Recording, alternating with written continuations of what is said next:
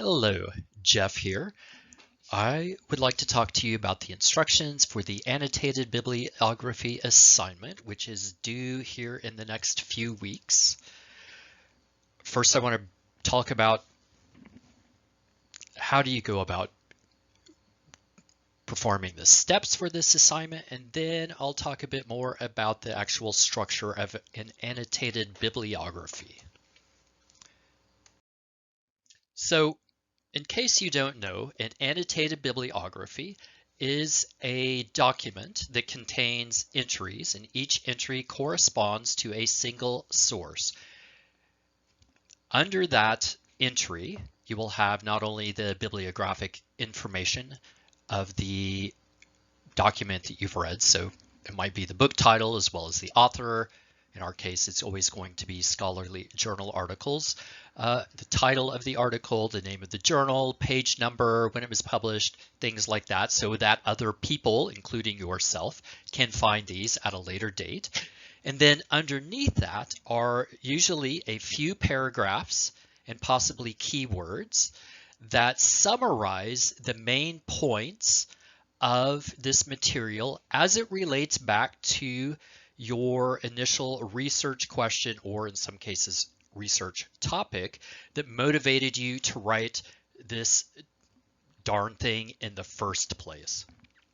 So an annotated bibliography is a document that summarizes research on a topic of interest to you, and it summarizes that material in a fairly systematic fashion. So you'll see more what I mean by that here in a moment. But the first thing you want to do when you begin an annotated bibliography is to identify a research topic. So if we use Spickard's model, he thinks of a research topic as a sort of a general question. From this, we can then develop what I call an RQ, or a research question. Some people will just have a research topic, and then through their annotated bibliography, through the search for the literature that goes into that, they will then eventually develop a research question. Or you might go ahead and develop a research question initially. Optimally, you already have a research question, at least a provisional one. This means that it's provisional, so you can change it at a later date if what you find leads you to a different research question, but at least it helps focus your search through the literature and through the scholarly literature in particular. So you will then search the scholarly literature, and for this you will not use Google, but instead you will use the Baroque Library System's search engine, if you will, for library databases, so that you're only looking at scholarly material.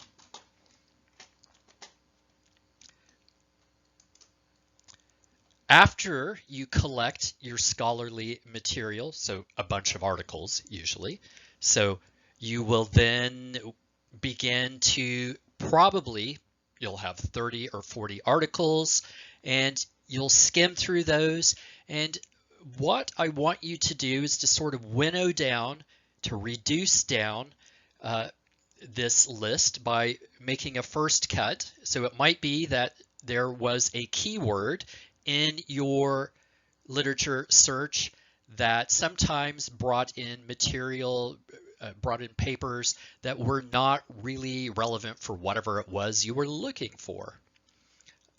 So often what happens is that as you're looking through this scholarly literature, you'll amass a pile, either a literal pile or a digital pile of documents, and you will then quickly go through those to figure out which ones definitely are not related to what you're interested in, and throw those out.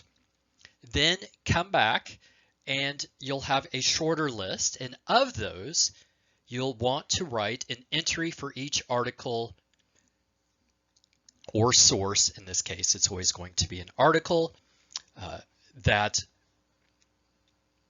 relates back to your research question. So For each article, there will be an entry. So annotated bibliographies have multiple entries, one, in our case, one for each article that you read. It will include bibliographic information. So this is the name of the authors, the title of the article, the journal that published it, the year of publication, the volume number, the issue number, the page numbers. This will usually not include a URL. If you do include a URL, it is in addition to this bibliographic information. And if you include a URL, it should only ever be the DOI URL. What else? Oh, and then once you have all your entries written, you arrange them in alphabetical order. I don't know how many times I've received annotated bibliographies that are laid out not in alphabetical order by author's last name, but in some willy-nilly fashion. We don't want that. So for the purposes of this course, for your annotated bibliography, each entry will have 3 paragraphs. So you'll first have the bibliographic information, then you will have 3 paragraphs. The first paragraph will contain the research questions or hypotheses that were being addressed in the article that you read. So these might be, if there were numerous research questions or hypotheses, you might want to collapse these, but often there's only, at least in terms of research questions, there's often only a few of these. You would want to the best of your ability, identify what Spickard calls the logical structure. So as you do this, bear in mind that almost no articles will say, none of the authors will say the logical structure of this work is comparative, or any of the others, right? So you will have to read the article and decide for yourself, what do you think this logical structure is that was used to organize this research, and how the research question or the hypotheses were answered or tested. You'll also want to indicate the type of data. So this could be, there were interviews, 37 interviews conducted, in 2014, or January of 2014. It could be as specific as that. It might even say a bit about what was asked in the interviews. The data collection method, which is something we'll get to later on in weeks 3 and 4. But for now, as you're reading through these, you want to think about, how did the researchers actually get the data into their hot little hands? So how did they collect this data? So did they rely on, for instance, surveys or interviews? Did they go out in the field and put traps out and catch wild cats and then tag each of those with a GPS? So there's those issues, as well as issues related to sampling, which we'll get to a little bit later in the semester. But at this point, you also want to think a bit about sampling. So they might say that it was a non-random sample, or it was a convenience sample, or it was a stratified random sample. You want to bear in mind those particular kinds of terms, because that might very well be useful for your own research project. Because part of why you are writing these entries to annotated bibliographies is to see how other people have conducted research on a topic that you're interested in, because you can learn from their past success and their past failures and emulate some of what they did, so long as you are making clear that you had the original idea from a particular author.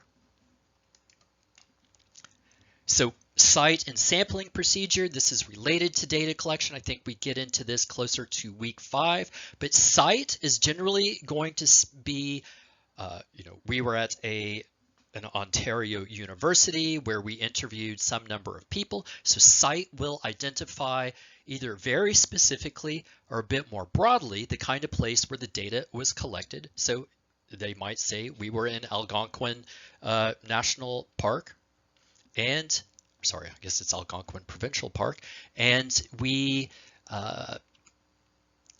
tracked bears during the months of February to April. So that identifies your site. And then your sampling procedure, I've said a bit about that already, but how did they go about selecting people or bears or whatever else it is that is their unit of sort of observation? How did they decide to collect data from this bear or that lake or that person instead of these other people or these other bears or these other lakes? And then the last bit is you'll say something about the method of analysis. So how did they analyze these data? How did they make sense of them? How did they get the research question? And often you will identify this by looking at, or you'll come across the word method or technique. So we used a shift share analysis, which is a technique for decomposing change in quantitative data. So that might be one way in which you encounter your method, so that it will be identified either as a method or as a technique, but it's a way of analyzing your data. And so this is the material that all goes into the first paragraph. And each of these largely corresponds to a chapter in Spickard's textbook. So as you collect these data and as you as you collect these sources and as you come back to them, as the course itself progresses, you'll gain new understandings of what it is that you wrote up later on, about halfway through the semester. But I need to get you started so that you can write up your research proposal in time by the beginning or so, I guess the second week of December, and that you'll have some time to think through it. So I want you in your first paragraph to talk about all of these points. And it doesn't need to be very long. It just needs to be enough so that you have a record of it. So that was the first paragraph. The second paragraph will contain the main findings in the article. So if there was a research question, what did they find to be the answer? If there was a hypothesis that was tested, what did they find? And more importantly, what does this mean? So, and why is this important?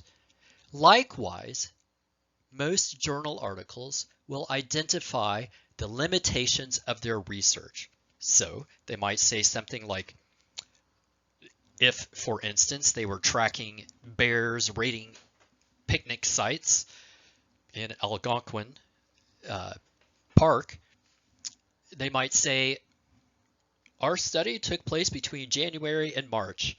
There were very few bears awake who had emerged from hibernation during this time, which means that the interaction between bears and campsites is likely already going to be very low. In the future, perhaps this same study should be conducted during the summer months when bears are active. So often towards the end of a research article, an empirical research article, you will find in the conclusions mentions of problems and how they might be overcome at a later date. Sometimes you'll find these earlier in the document as well, but you want to keep your eyes open for what's usually called limitations of research. And the reason people like to talk about the limitations of research is that that is sort of a backside covering activity. You may have research on bears raiding picnic baskets and know a lot about bears raiding picnic baskets between, say, January and March, but it could be that your findings from that are really only applicable maybe to the location where you gathered the data or the time period over which you gathered the data. So limitations often are used to narrow down how generalizable the findings are, because you don't want to generalize beyond your actual data. So you don't want to make claims about something that your data doesn't actually talk about.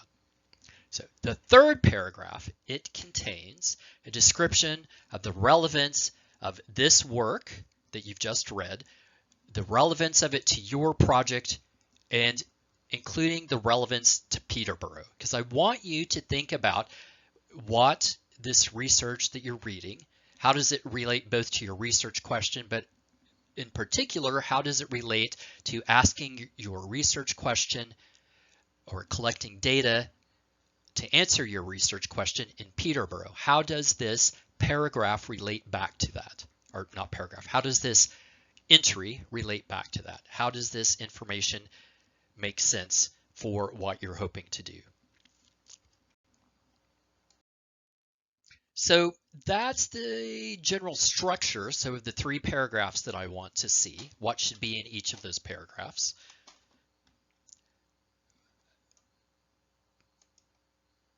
So I want to make sure that each entry, not only does it contain those 3 paragraphs, but it contains bibliographic information. So the author's name, the title, the year of publication, page numbers, volume number, issue number, a DOI if you decide to include a digital or I guess an internet reference for it. But that's the only kind of internet reference that I want to see. So I don't want some URL that basically is 3 lines long and is only good until the next time, up until the next time the Brock Library changes its subscriptions. So when that link then goes dead. So I'm fine with, for your bibliographic information, it including full names. If you need a framework for writing up your bibliographic information, I would suggest that you Google Purdue OWL APA. In geography, less so in tourism studies, but even tourism studies is a bit wonky like geography in regards to this, is that different journals have different styles in which people write up their bibliographies. So what I'm interested in is being able to find your article that you cited in a reasonable amount of time. And you might think of it in terms of, in 70 years, when I'm old, and sorry, not me, I'll be dead in 70 years. I'd be like 121 at that point, at least. But when you, in your current young, spry age, are 70 years older, and if you have grandchildren and they are digging through your university papers, they could actually use your bibliography, your bibliographic information, and look up these articles. So it needs to identify the author's name, the title of the article itself, the title of the journal, the volume number, the issue number, and the page number. Okay, what else does this contain? Then it's got the first paragraph, which has Spickard's 6 components, or his 6 steps basically. It's got the second paragraph in which you discuss the findings, and then the third paragraph discusses how this particular scholarly work, so this journal article, how is this relevant to your research question and exploring your research question in Peterborough.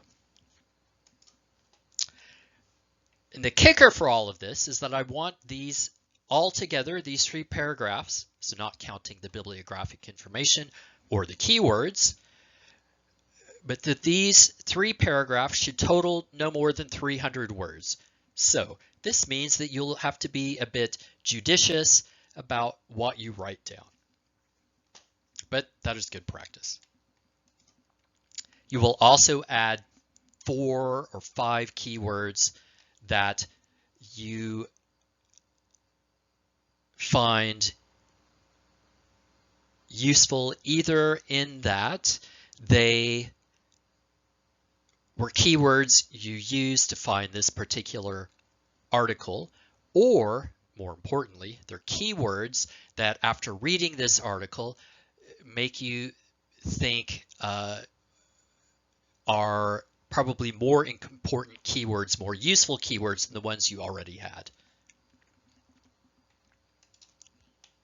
And then you'll insert a long line. So if you're using MS Word, you can kind of click up through its little options, and it puts down a little word, not a word, sorry, a line, and then start a new entry with new bibliographic information. So the benefit of the line is that it just adds a nice little break. You're going to be submitting these digitally, so it's not as if you're going to kill any trees by adding an additional line. So, okay, so that's the format. And I would like to provide you a couple of hints to use to help you pick articles for your annotated bibliography based on, and these hints are based on some feedback from a graduate student who was a TA for this course a few years ago, Stephanie Murray. So we can all thank Stephanie for this. And so these were things that she did when she was writing an annotated bibliography. So the first thing she did was she called it reading from the outside in. So she would, if she had a book chapter, she would skim the table of contents, the abstract, the introduction, and the conclusions. You're not going to be looking at too many book chapters. You're mainly looking at scholarly journal articles. So those usually have an abstract. They almost always have an introduction and a conclusion. And so these help you get a sense of, in general, what is this document? What is this article about? And then at that point, if it looks useful, her suggestion was to read the first sentence of each paragraph and then evaluate again to figure out if you think this is useful enough to include in your annotated bibliography. So the third stage was that if it's still useful, then go back and just read the whole thing. What I like about this first suggestion or this first hint, so for reading from the outside in, is that it allows you to efficiently use your time. So with this first step where you skim the table of contents, or in this case, you won't have a table of contents, but as you skim your abstract, your introduction, and your conclusions, and maybe look at the headings for the different sections, that gives you a general sense of, is this article possibly useful? If it's clearly not useful, then you're done with that article, move on to the next one.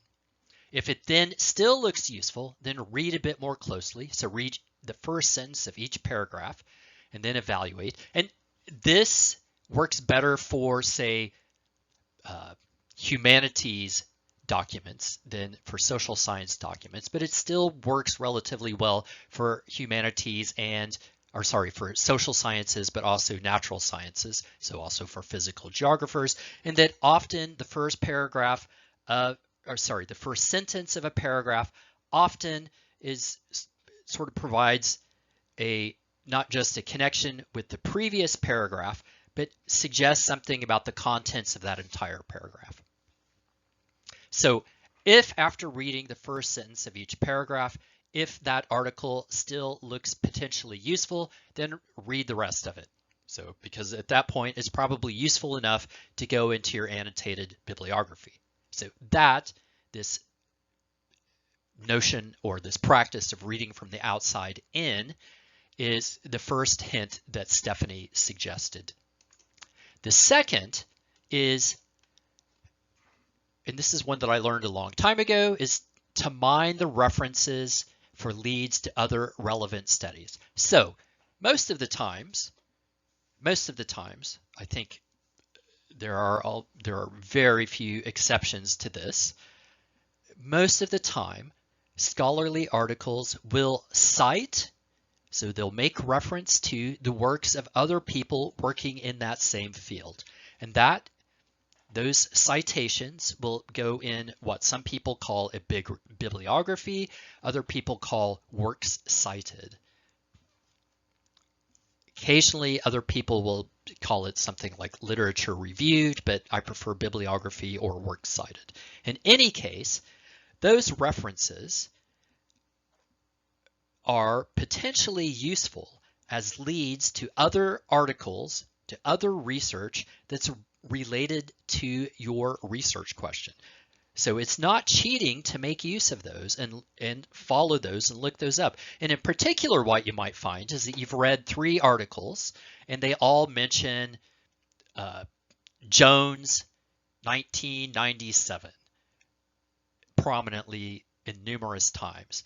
It might be that you should go back and read Jones 1997 because obviously Jones' article from 1997 probably had a fairly large impact on whatever it is that you're studying and how it is understood. So then you could go back and read Jones 1997, add that to your annotated bibliography if it's useful, and also then develop a better sense of what some people might refer to as the genealogy of ideas, or more generally, the genealogy of research, of concepts on your topic. So how has it changed over time?